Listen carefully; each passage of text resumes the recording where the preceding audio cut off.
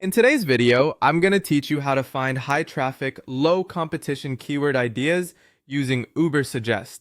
To get started, open Google Chrome and go to neilpatel.com/Ubersuggest. This is where you'll do all of the keyword research in this walkthrough. Once the page loads, take a moment to make sure you're on the main search screen because that's where you'll enter your starting keyword and begin generating ideas. Next, click into the search box and type in a broad seed phrase related to your niche, product, or topic. A seed phrase is simply a general keyword that describes the area you want to target. For example, instead of starting with something very specific, you want to begin with a wider term so the tool can return a larger range of related keyword opportunities.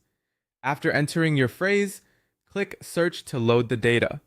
Once the results page appears, look over to the sidebar menu and select Keyword Ideas.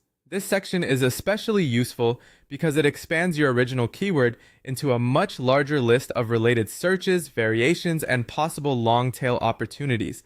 The goal here is to move beyond a single term and uncover terms people are actively searching for that may be better suited for content creation or SEO targeting. After opening Keyword Ideas, find the SEO difficulty filter, often labeled as SD, and set the maximum value to 35. This is an important step because SEO difficulty gives you a quick estimate of how competitive a keyword may be in organic search.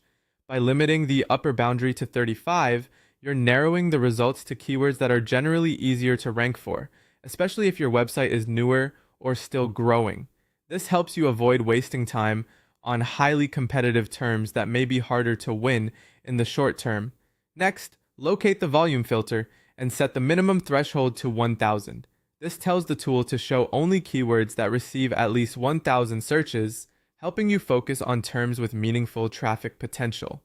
When you combine this filter with the lower SEO difficulty setting, you create a very practical shortlist of keywords that balance visibility and attainability.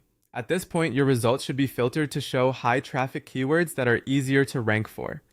This gives you a much clearer starting point for choosing article topics, landing page targets, or content clusters. As you review the list, focus on relevance first, then look at the balance between demand and difficulty. That's how you turn raw keyword data into smarter SEO decisions